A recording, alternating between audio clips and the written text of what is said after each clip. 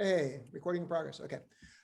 So I didn't record that first part. Okay, guys, we're talking about why do we like to work with listings rather than buyers? And I was just saying there's as we uncovered talking to you guys, there's three major points, right? One is that it's more time effective, right? If you have a listing, you can do that in much less time than if you're representing a buyer to get them under contract. Number two is that there's some added marketing benefit because you get to take over the neighborhood with your signs and everything, and everybody knows you are the listing agent. So there's a lot of added benefit marketing wise. And three is that if you market it correctly, there's a good chance you're going to get a buyer anyways. Most properly marketed listings lead to that property selling plus one buyer. That's on average, sometimes even more than that. Okay. So now that we've covered why we want to work with listings, by the way, hold on, let me show you this, guys, a second. So here's what we're going to cover today. We're going to talk about why are listings more desirable. We just talked about that for a moment. And then we're also going to talk about why do new agents tend to work with buyers? We're going to go into that right now. We're going to take a look at the lead generation model version 2.0 from the Millionaire Real Estate Agent book. We're going to talk about that. And then we're going to talk about how do agents usually move their business to working with sellers, and then how do we accelerate that process? And I'm going to give you some tips on that. Okay, so right now we're talking about, so if we want to work with more sellers than buyers, why is it that most buyers tend to work with newer agents tend to work with more buyers? Why is that? Anybody want to take a shot at that? Harder to come by. Hey, Ed, it's Matt. Can you hear me? Yeah, hey, Matt, what you got? Yeah, I think that buyers tend to raise their hand a lot more quickly in the process and are looking for help, whether it's online, finding them as a lead, coming into your open house to look for something, and you're able to see and find them maybe a little bit easier than you can a seller.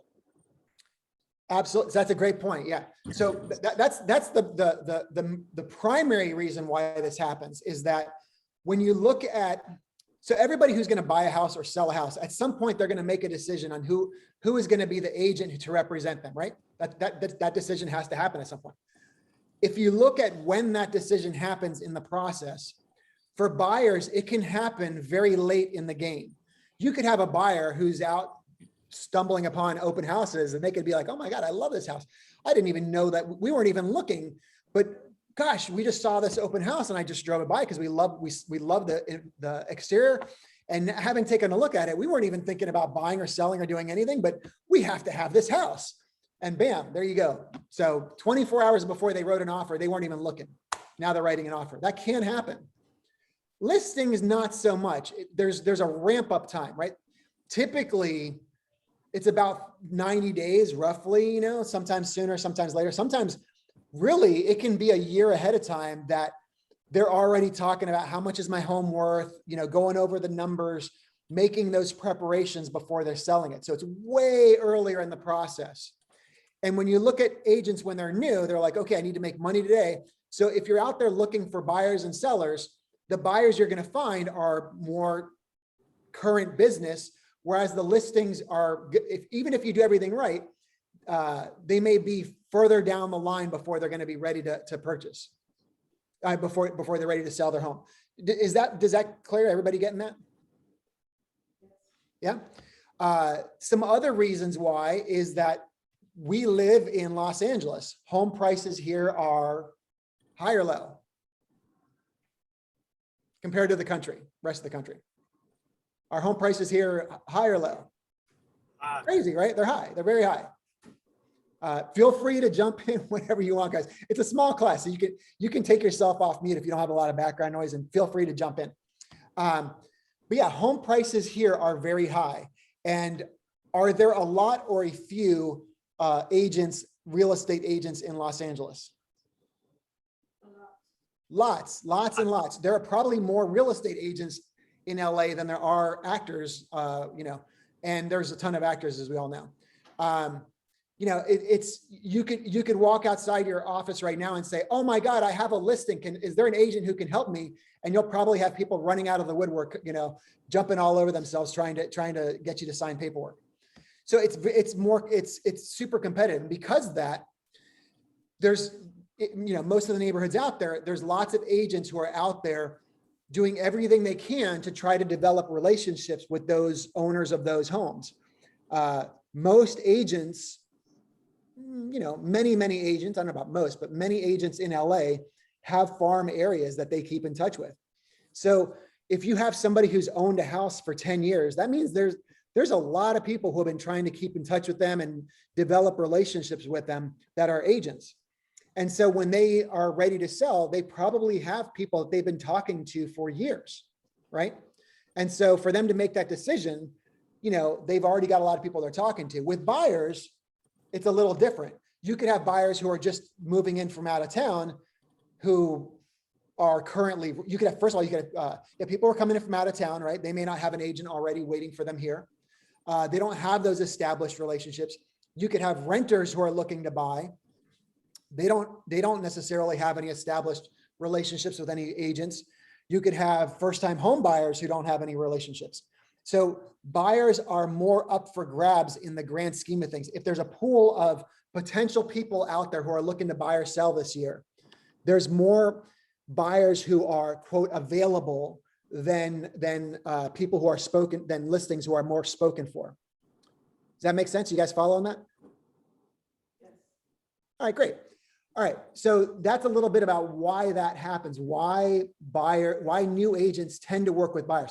And also, if you think about some of the things that new agents do, what are some of the lead generation things that we tell all new agents? A lot of agents start out by doing this. Open houses, absolutely. Everybody, open houses, yes, right, exactly. And when you do open houses, typically, when people walk in the door, are we talking about buyers or sellers?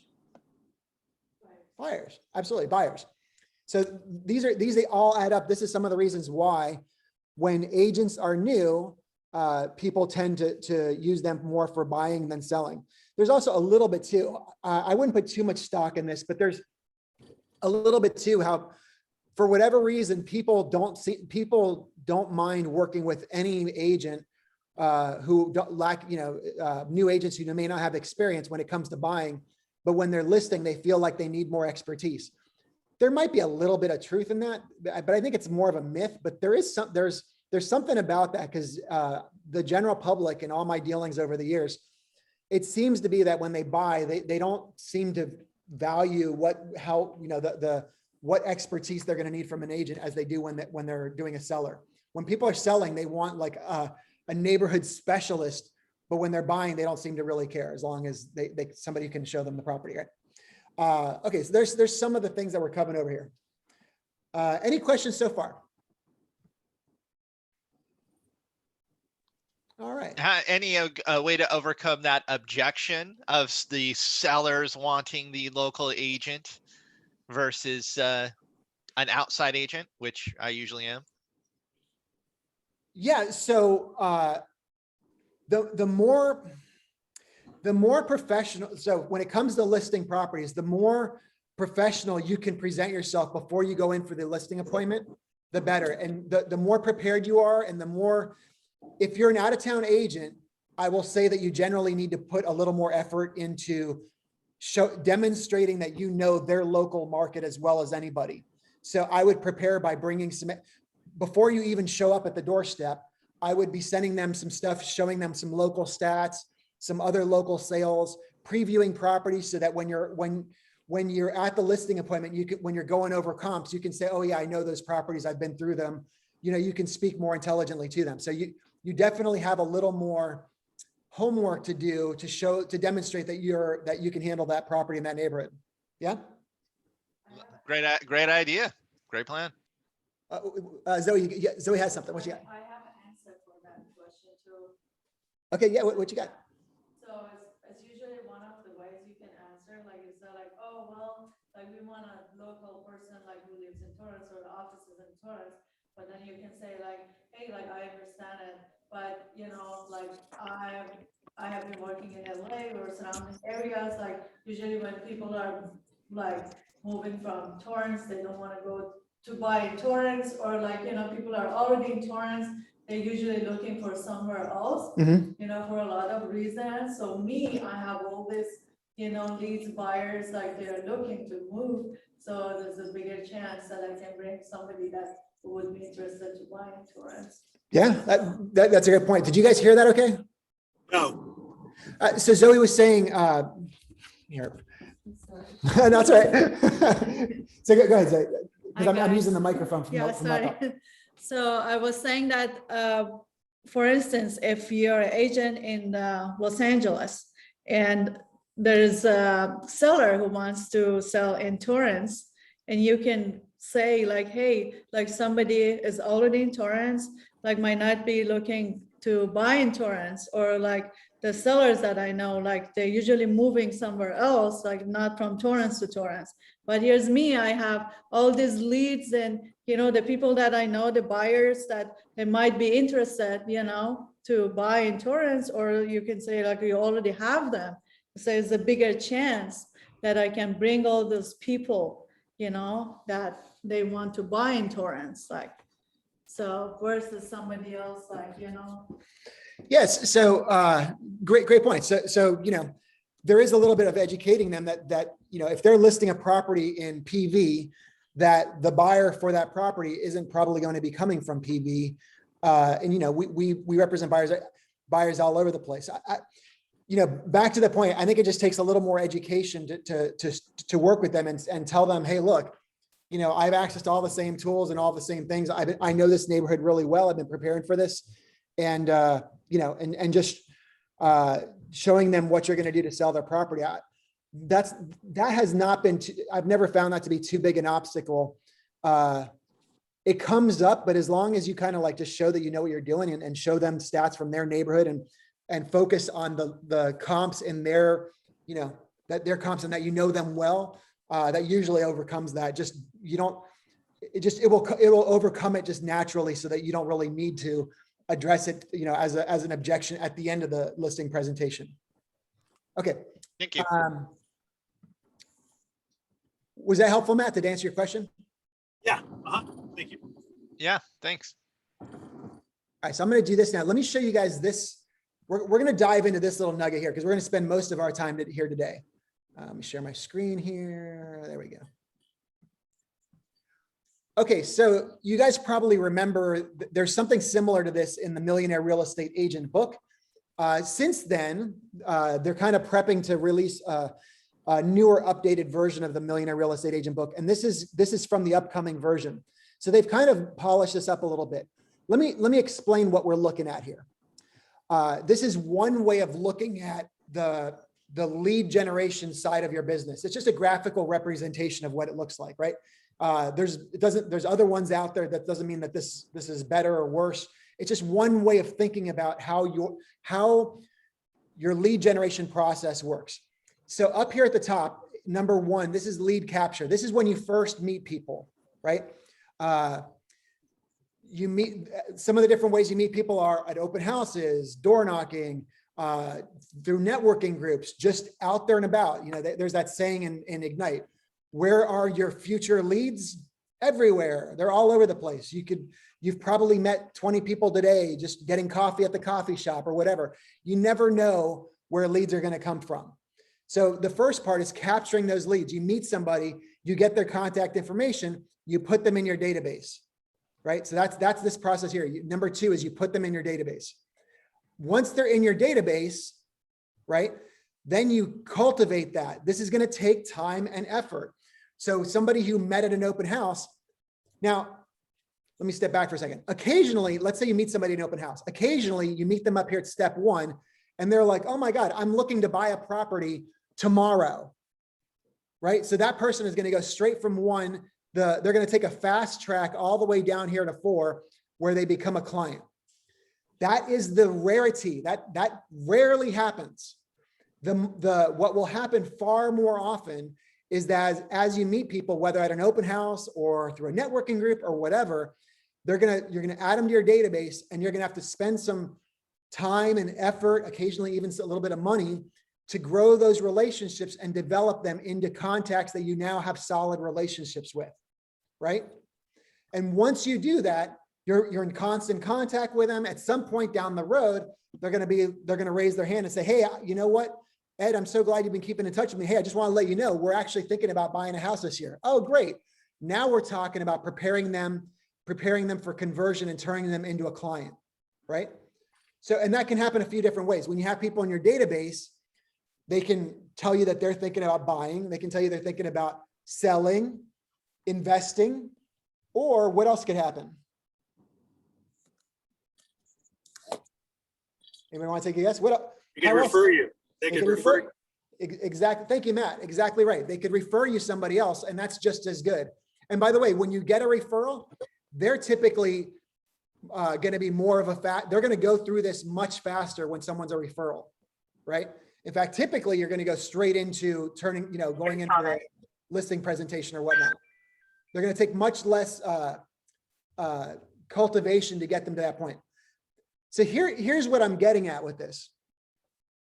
Studies have shown that agents, and this is not just a new agent thing, this is an experienced agent thing. This is all about, from day one to day, year 20, agents tend to be better at number one, lead capture.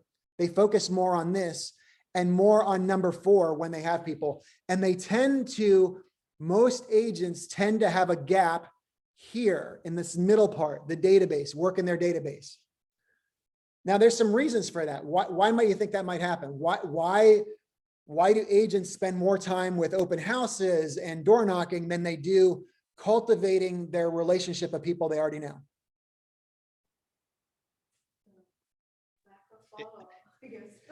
Lack of follow-up. Lack of follow-up is the symptom, but what is the cause? Why is there a lack of follow-up? That's what I'm looking for. The big amount of work it takes to prep all sorts of things, such as your drip systems and your CRMs and all this, plus the time it takes to actually work the listings and work with the clients you have and going to and fro and actually doing open houses and stuff to keep clients happy. Yeah, and that's a great answer, Matt. And I think that's exactly right. And I think part of it too is the perception in our minds when we meet when we meet someone at an open house and they're qualified, and it doesn't happen very often, but when they're qualified and they're ready to go, and let's say the market's not quite as crazy as it is right now, when it's more normal, that buyer, they could be a cash buyer. They could be in contract within 2 weeks, and you could have money in your bank account in 30 days, right? Or let's say more realistically, like 45, 60 days from now. If you meet a buyer at an open house this weekend, you could have a paycheck in your bank account 45 to 60 days from now, right? Maybe 90 days, but that's pretty realistic if you meet somebody who's super qualified. Not typically going to happen, but that can happen. There's the myth too about expired listings is actually one of them, where you can meet some people and, if they're listing their property and it didn't work out with their current agent, you could be back on the market relisting that property with them within 2-3 weeks. And that could be a paycheck, 45, 60 days from now. So there's some real legitimate reasons why agents tend to go for that. Because whether truth or even if it's just perception, the perception is that there's more immediate money at the top of that sales funnel, when you first meet those new clients. However, studies have shown, like when we go back and look at here again, right? Let's look at this. Dollar per dollar, what are typically the cheapest leads to get from? Where's the cheapest place to get leads from? One of these methods up here, expired listings for sale by owners, working, marketing, social media, internet leads. What is typically the most dollar effective place to get your business? Your database. Your database is going to be the cheapest place to get your business. What is going to be typically the most least competitive place to get your business, where people are going to just be like, oh, you know what? Come over come list my property. Yeah. Hey, we're thinking about selling. Hey, can you come over and take a look at the property? Where you can pretty much guarantee that there's no one else even competing with you. From the database. There's many reasons why this is a long-term. by the way, I spend a lot of my time talking to agents, talking about Keller Williams and whatnot, recruiting or just meeting talent out there. And the top agents I talk to, I would say about 80% of them, because I mean, it's part of my process. What I do is I ask them, hey, what's working for you right now? What are the things that are going really well for you? And for agents who are doing, 10 deals a year or more, I would say 90% of them say, oh, well, my business is 90% referral based. Almost all of them, and not every one, but I would say the far majority of them, their business is coming from their database. So the point I'm making here is this central part of this lead process, right? We got the lead capture, they go into our database, we cultivate them, and then eventually we get them ready for conversion when they mention that they have they're thinking about it. And then that's when we get them into turning them into a client. And from them, we try to get referrals from them as we go through that process, right? The reason why agents, why they tend to not avoid this is what we were talking about, is it takes time, it takes money, it takes effort. Doing a proper 36 touch campaign, it takes some skill, and it can take a little bit of money. It doesn't have to, but it can take a little bit of money. And it's not the quick fix.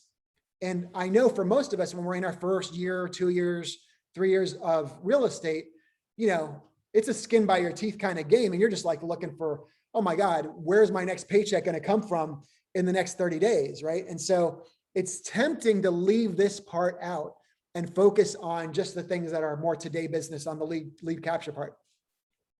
But here's what I'll say is that long-term for your business, long-term, nothing tops work in your database for 90% of agents out there. You could be an exception. There are some exceptions, but for most of us, this is moving to a database-based business is the biggest challenge of your real estate career that you're going to be in for the next 5 or 10 years is, getting all your business from those other lead sources and turning it into a database-based business. And by the way, I say this as somebody, when I was starting off in real estate, my wife and I moved to Charleston, South Carolina from LA, a place where we didn't know anybody and we had never lived before. So our database was zero. And so I've done calling expireds very successfully. I've called for sale by owners pretty successfully. I've done a lot of door knocking. I've done all of these things. And so I'm not saying don't do them, but I'm saying as you're doing those things, don't forget to build your database and cultivate it. That is where most of your business should come from. Everybody following that? Yes. Does that make great. sense? Sounds great. Now, the question is how nurture, scheduling, editor, schedule, blah, blah, blah. Yeah, great question. So we're gonna get into the nuts and bolts of that right now. But here, let me show this back here for a second. So we're gonna talk about for these last 30 minutes, we're gonna talk about how do you do that? How do you build a database and communicate with it in a systematic way so that it gives you leads continually. We're going to talk about how to do that. And then we're also going to talk about some things that you can do here on the top part, the lead and capture, that will also favor sellers more than buyers. Because you have a choice of what do you want to do to lead capture, right? You can door knock, you can open house, you can do all these things. And we're going to talk about, all right, if we want to accelerate the process, because by the way, if you're following the models, if you're in Keller Williams and you're following the 4 Keller Williams models from the MREA book, this is part of what we teach, what we practice, what we preach. So if you're following those models, this is going to all happen naturally. And you will, over time, it's going to take a few years, but you will develop into more of a listing agent and not just be a buyer's agent. Unless you're on a team, and if you're on a team, that's a totally different topic. But if you're on your own, this is naturally going to happen if you're following the systems. So we're going to talk about how do you do that, but we're also going to talk about some cheating ways, not cheats, but some things you can do to emphasize that and accelerate the natural process. Yeah, sound good? All right, okay, so let's jump into this. Okay, before we do that, okay, what do we know about? Do I have it here? Okay, so we're talking here about how do you communicate with everyone in your database? Some keys to success here, and this is from the Business Planning Clinic, but we'll just talk about this here. Frequency. So for people that are in our database that are, let's say they're good people, they're homeowners. At some point when they sell, we really want to list their property. So frequency, how often should we communicate with those people? It depends. But in general, there's a specific formula that KW teaches. It's a blank touch campaign. Anybody remember? It's in the MREA book. It's also in Ignite. Anybody want to? No, 8x8 is something different. 4x4? No. All right, now we're just throwing out numbers. All right, I'll make it more specific. How many times per year, if we want to stay top of mind with the people in our database so that when they think of real estate, they think of us first and foremost, studies have shown how many times per year should we communicate with these people? 24. That's close. We're getting closer. 24 it was the guess. It's closer. How many times per month? We'll put it that way. How many times per month should you communicate with them? 4 times. All right, Zoe's just guessing numbers. All right, it used to be called 33 touch. Look at Eric Bailey in the chat bar. 36 touch, that's right. So it used to be called 33 touch back when the MREA was first printed, and they converted it to 36 touch. I think they did it solely because 36 touch is way easier to remember because it's 3 times a month, right? So frequency, studies have shown if you can communicate with everybody in your database 3 times per month, they'll be yours to keep and they'll be untouchable. No matter how many times someone knocks on their door or whatever else, they're going to come to you and think of you in real estate. But now we don't want to call them 3 times per month, right? If you don't know somebody very well and you just met them at an open house, that's a lot, right? So what do we know? So number 1 is frequency. If we want 36, let's say this, not all of them should come from one particular source. Okay, so the next key to success is consistency. Consistency. Spread your touches throughout the year and keep it up. How many times, by the way, I still to this, I laugh at this. My wife and I, we live in the neighborhood, and every once in a blue moon, some agent has a listing or has a sale, and they send us one postcard, and it says, oh my God, hey, I sold a home in your neighborhood. Give me a call if you want to follow up. And then I never hear from them before or after that. And I almost want to call them as a former coach and be like, excuse me, Mr. Smith, I just want you to know that this postcard you sent me was a complete waste of your time and money. And it's expensive. If you're sending a postcard to 500 people in a neighborhood, and that's small, usually it's like 1,000 or 2,000. Here's a good rule of thumb for you. If you don't plan on doing it 12 times, meaning like once a month for a year, don't even start. If you have a listing in a neighborhood and you don't plan on following up with everybody in that neighborhood for a year, I would not even bother sending a single postcard other than just to make your seller happy. So like, for example, if I had a listing and it was far outside of town in Bakersfield and my seller, I had promised them I was going to send out some postcards. Well, I would just send out to like the nearest 10 neighborhoods, the 10 nearest neighbors, and spend $10 and call it a day. Like, why spend $1,000 if I'm never going to follow up and do it again? Because it's just, if you're not going to be, it takes a while for these things to add up. If you're not going to follow up, you may as well not even start and save your money. Put it here, like, here's a good rule of thumb. If you're contemplating a neighborhood with 1,200 homes, 1,200 homes, and you're gonna farm it, and your budget is like $1,500, don't send everybody one postcard. That's not a good use of your time and money. If you have that money and you can spare it, a better use of your time and money would be to pick 100 out of that 1,200 neighborhood and send them each a postcard once a month for the whole year. That will probably bear more fruit than sending one postcard to everybody. Does that make sense? Consistency is a big part of this. That make sense? So when you're putting all this together, be thinking about that. And you may have a different system, like, farming a neighborhood is one thing. Keeping in touch with the database of people you already know is another, right? So for the people we already know, let's just focus on that right now. We're not going to talk so much about farming, but for the people we already know who know us, we want to be following up with them 36 times per year. We want it to be free. So frequency 36, consistency. We don't want to be like, 10 touches in January and then no touches for 3 months.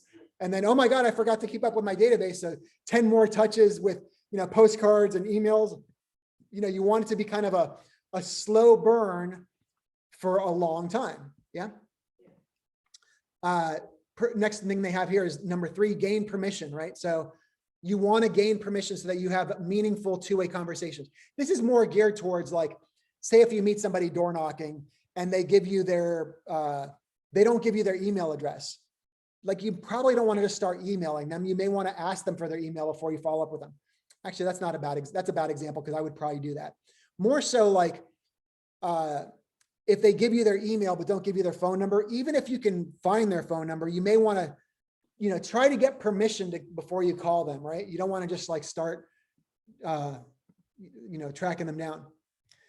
Oh, and this is probably the most important point of all. The point number 4 was pair value. We want to add value, right? So as we're keeping in touch with people, we want to add, like, we don't want to, hey, I'm all for a good pie recipe. If that's your thing, go ahead, send me a pie recipe. That's not a bad thing. However, if you're a real estate agent, a good portion, more than half of your touches should be real estate related, right? What are some of the things that we can provide people with value if they're a homeowner that are real estate related? Obviously, comparable sales in the neighborhood. Yeah. So, and that's really common. It's the most common thing. Here's the thing. It's the most common because people always love to know what their next door neighbor sold for. That doesn't get old. That everyone always wants to know that.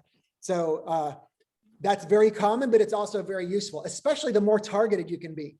If you can send somebody, some information about some homes that are identical to theirs, really close by, that's ideal. If you're going to send them, here's everything that's sold in Redondo Beach for the last 6 months, that's not really all that valuable.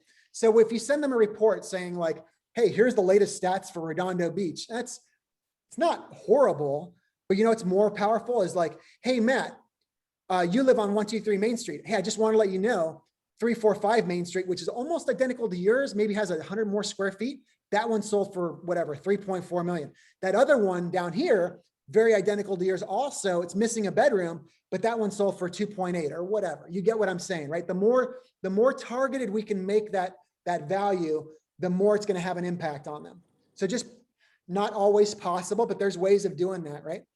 So yeah, pairing value. So we know that that's really common, but there's actually some other things that you can do too that are less common, but I think are really cool. And it's something that I used to do a lot of before. Anybody want to take a guess? What else is valuable to homeowners? What else?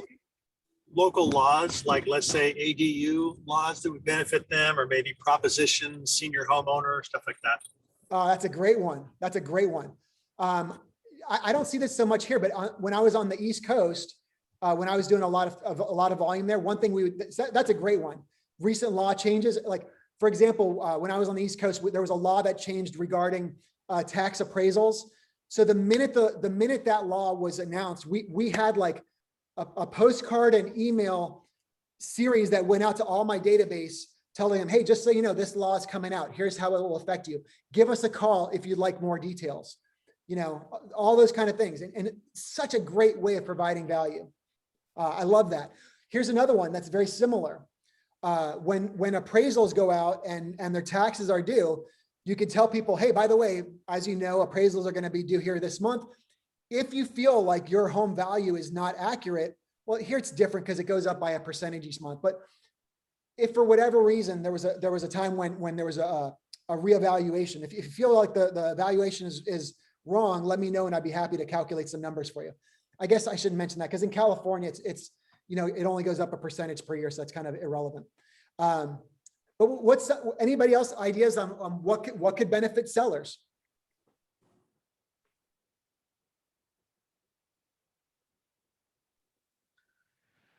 Coupons.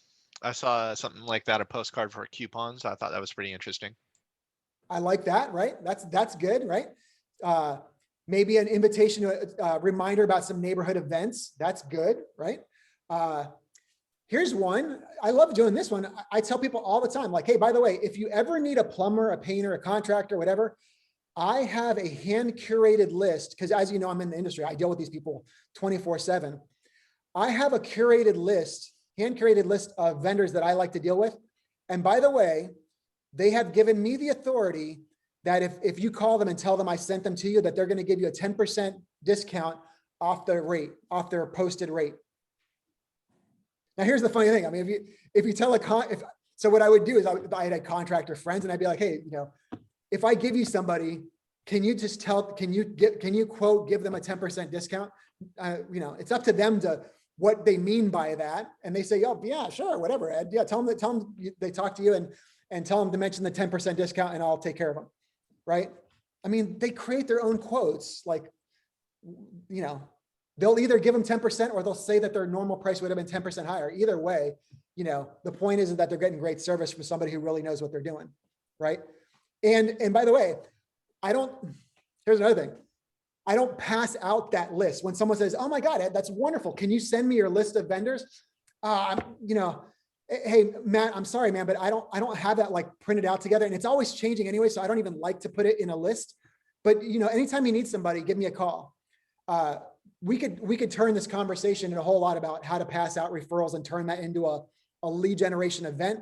We're going to skip that right now, but just know that if you have and you all have a curated list of vendors that you like to deal with. If you've been in business for more than 5 minutes, you're going to start accumulating people that you like and people you don't like because of how they've treated your clients. That is valuable to your database, for them to know that, and for them to know, think of yourself as being Rhett. You guys remember Red from Shawshank Redemption? You guys remember Morgan Freeman's character? Red? Anybody remember what his nickname, what was his tagline? What was his thing? Someone who knows how to get things. Remember he goes, hey, when I move down to Zihuatanejo, I might need somebody who knows how to get things. That's Red. He's somebody who knows how to, he's someone who's the hookup, right? That could be you. And that's valuable to your clients. So that's another thing you can pass out there. Anything else? You could tell them about, hey, I don't know how much you guys are paying attention, but mortgage rates are like super, super low. You may want to refinance. And by the way, you may want to if you need help, let me know. I've got a couple lenders I can put you in touch with, blah, blah, blah. These are all things that you should be thinking about. Like what do they need to know? Any local things that happen as like in the Torrance, there's a soil section. If some of you guys know that because you live around here, some of you guys have no idea what I'm talking about. But there's a section in Torrance that the soil is expansive and it causes havoc. It can. And so you can say, hey, if you live in you pass some information around the soil section. Hey, if your foundation is cracking, you may, because you live in the soil section, give me a call. I got people who can take care of you, whatever. There's creative ways of doing this, but just think about the homeowners in your area. What are some things you can provide them of value that are specific to them? Yeah. Here's another one. By the way, I love this. This is my favorite one. This is, I used to belong to this group of people, and this was like our secret weapon is, has anybody ever heard of RPR? RPR? Yeah, on the MLS. On the MLS, right?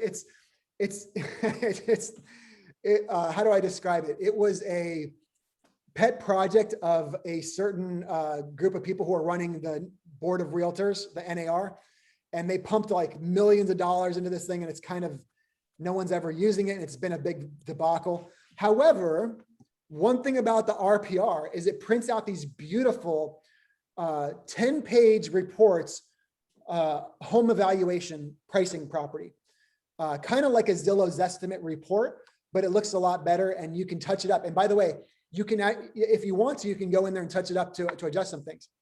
So maybe for like your 100 top clients, what you do is you don't just like tell them, hey, I have this report I can give you, because they're gonna be like, well, I don't care. Print it out, put it in a nice full, I used to do this all the time. So take that report, print it out, customize it for their home, put it in a nice red Keller Williams folder with a nice cover letter, put it in an envelope, and then call and be like, hey, Eric Bailey, as one of my preferred clients, one of the things I do to take care of you is once a year, I print out this report, a report on your home's value and how it's doing over the last 12 months. I've got this printed out to you. Do you have some time that we can go over this in the next couple of weeks? If you're lucky, Eric will say, yeah, actually, yeah, come on over, Ed. Well, let's schedule a time tomorrow at 3 o'clock. Oftentimes Eric will say like, hey man, I'm sorry, I can't do it, Ed. Hey, no problem. Here's what I'd like to do. I'm going to mail it to you because I've got it all printed out, ready to go. I'm going to mail this to you, and then I'll give you a call in a couple of weeks and we'll go over it.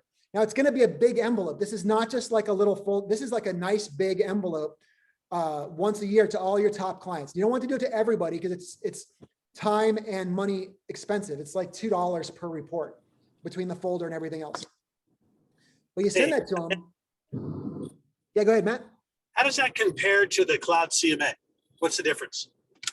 It's very similar, very similar. I just like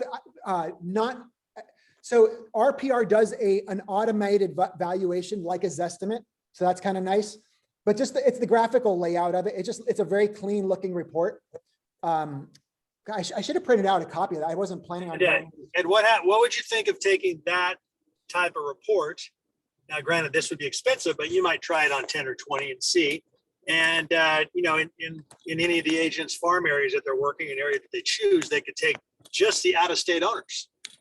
And they could send that type of report with a cover letter that talks more about their property, maybe some of the adverse laws that have happened in California to landlords. They might be tired of the 3 Ts, possibly, just kind of a little bit of a teaser. Yeah. And that absolutely brilliant. Yeah, absolutely. I love that. Yeah. Is everybody else hearing that? Because that's a great idea. Take that RPR, find a neighborhood, find out who all the out-of-state buyers are, or I'm sorry, out-of-state owners are, and send them a copy of it with, just like Matt described. Yeah, it's brilliant. I love it. which I can give them the list if they want it, just so you know. There you go. Little plug for Matt from Fidelity. But anyways, yeah, that's the kind of stuff you could use that for. That'd be great. Absolutely. Absolutely. I love that. And so, I mean, I don't want to, here's what I'll tell you about the 36 touch is that it's not just, this is not don't underestimate how much effort it gets to do this and do it right. This should take a lot of energy. If you're doing it right, this will take a lot of energy to implement and get it going. My advice to you is start one piece at a time. So like, take a look at your database of people and think how do I want to communicate with this group of people throughout the year? And follow up with, and put things into place one by one. And they're not just going to do themselves. You have to time block a little bit of time on your calendar to make sure it goes out. You might want to start by doing, okay, I'm going to target everyone with one social media post a month. And this is different from just posting stuff on Facebook. I mean, post it on social and then boost it so that it reaches them through a targeted audience group, whatever. I don't have time to go into that today, but it's using it more like a marketing piece rather than just a passive piece that some people may or may not see. If you spend a little bit of money, you're going to guarantee that every time they open up Instagram, boom, it's right in front of them. So just put those pieces in place one at a time, right? Once you've got your 36 touch up and running, make sure that it's geared towards seller. Just make sure you're doing everything you can to have a little thumb on the scale to lean it towards seller. So provide, some of the touches should be about comps in their neighborhood, right? KW Command is great for that. The report that we were talking about at home valuation, some information about vendors, stuff like that, those kind of things. Make sure that's a good chunk of your 36 touch. Here's another thing. Make sure that all the people that are in your database, make sure you have it. I mean, this kind of makes common sense 101, but make sure you have their address. So as you're following up with them, if there's people in your database and you don't have their address, find some excuse. Be like, hey, Matt, hey, it's Ed Marill over Keller Williams. Hey, we met at some open house a year ago. Hey, I've got some information regarding your I believe you said you lived in this neighborhood or whatever. Hey, what is your address again? Because I'm going to send you something. Whatever, find some excuse to get their address, right? Or just ask them outright. Okay, so there's some tips. Now let's go back to, okay, give me 1 second here. Back to the lead generation part, right? So remember back here, we're talking about, this is what happens when we're, we all have our ways that we lead generate, and then some of those people end up in our database. Well, now what are the things that kind of favor sellers more than buyers? How can we, give more favoritism to sellers than buyers? Well, let's take a look at some of these. Let me ask you a few of them, and you tell me, is this a seller thing or is this a buyer thing? Let's start with open houses. I don't see it on here, but open houses, is that sellers or buyers? Buyers. It is buyers, but here's what's interesting. You can take open houses and turn them into more sellers events by doing this. You can, for example, if you have an open house on Saturday, my advice is you would be crazy to not door knock around that open house Thursday and Friday before the open house. Door knock the homes nearest by there. A script I always like to use is like, hey, Matt, hey, this is Ed Marill with Keller Williams. How you doing today? Hey, just want to let you know, we just listed the Smiths home on 123 Main Street. You know the Smiths? Oh, I know. Aren't they the nicest people? Oh, yeah, I love those guys. Hey, they're listing their home for sale, and we're going to do an open house on Saturday from 10 to 12. But I'm letting all the neighbors, anybody who's lives in the neighborhood who wants to take a look, I'm inviting all you guys to stop by at 9 o'clock or whatever, half hour early, while I'm getting all set up. That way you can take a look before all the whole crowd of buyers goes in. What do you think? You have any interest in attending? Maybe, maybe not. Cool. By chance, have you had any thoughts on selling your beautiful home here in the next 6 months or so? Oh, no, maybe, whatever. See if there's something there. If it's going really well, ask them if they know of anybody else in the neighborhood. Hey, by chance, we're going to have tons of buyers. Do you know anyone else in the neighborhood who might be thinking about selling? Right? So you can turn it into a more seller event. You could even have, when those people show up, you could have a special gift if they live in the neighborhood, whatever, anything to get their contact information and get that ball rolling, right? What else we got? Calling expireds or door knocking on expired listings. Buyers or sellers? Seller. Very much sellers, very sellers. A good portion of my business was built upon expired listings at one time. And I know some of you guys are thinking like, oh, well, that doesn't work in our market. That'll never happen in LA. Go look up Ed Kaminsky and look at where a lot of his leads come from. That guy is getting a lot of his business from expired listings in high-end neighborhoods, even here in the beach cities. So, and he's not the only one. There's a lot of people who specialize in that. So it is possible. If you want to know more, reach out to me. For sale by owners, another very seller heavy. Door knocking.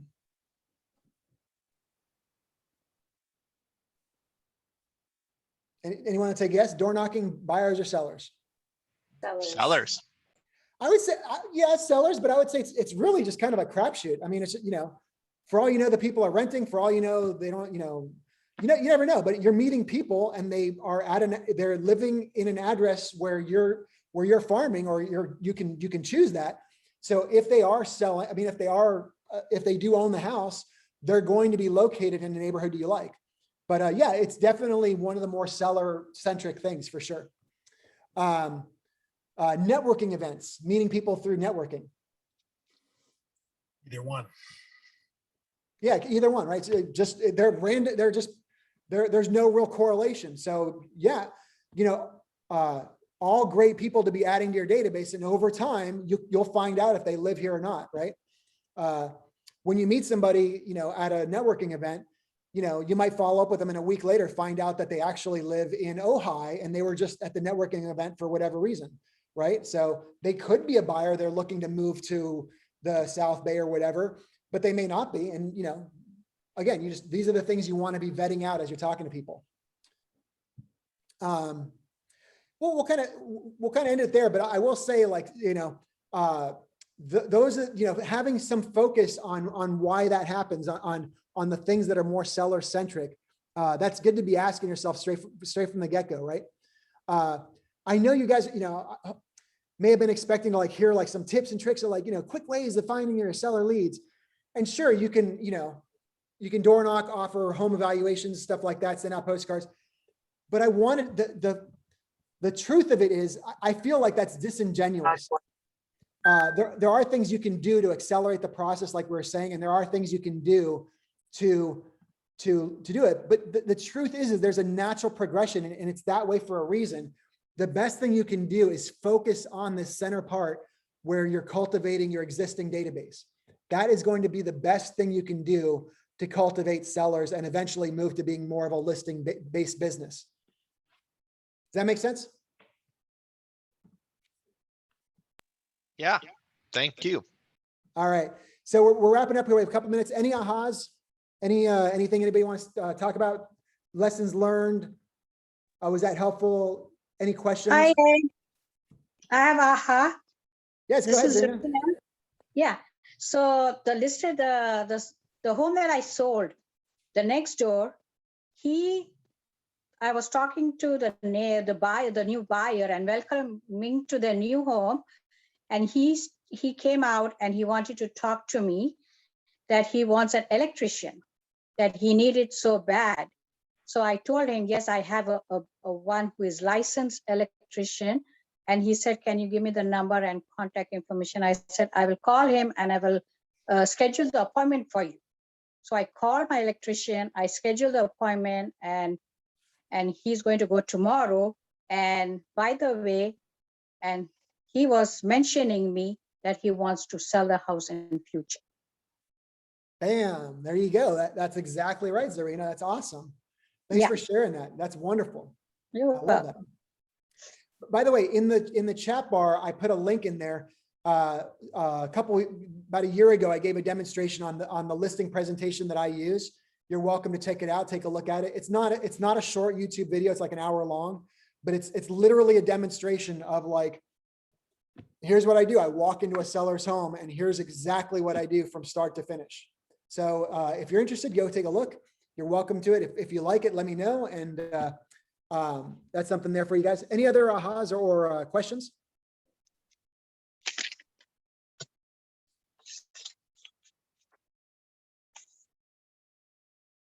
All right, guys, we'll wrap it up there. It was great spending some time with you guys. Hopefully you guys got something out of it.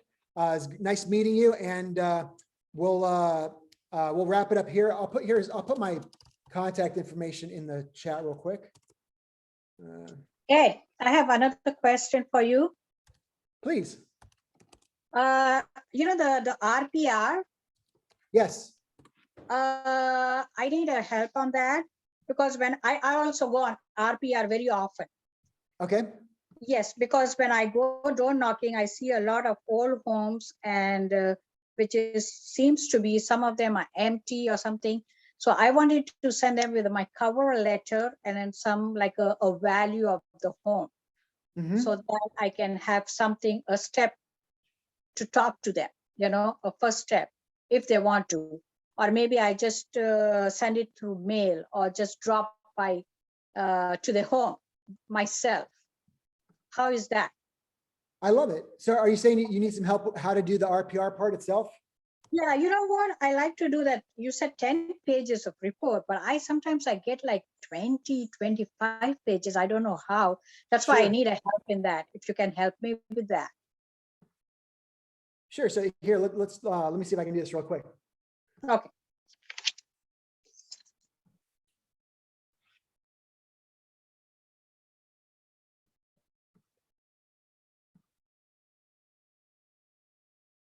Okay.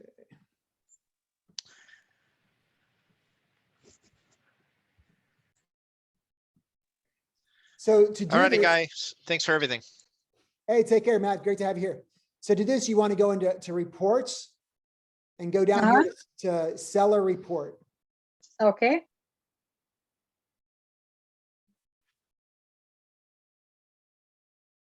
And then, oh, you know what? They changed the format here. Yeah, they did. Zarina, shoot me an email and I'll shoot you the instructions I have. Oh, great. Yeah. Can I have yeah. you know what? I'm sorry, I don't even have your business card. I just put my contact in the chat bar. Okay, sure. Thanks. Thank you You're so most much. welcome. Absolutely. Thanks, Serena. Thank you.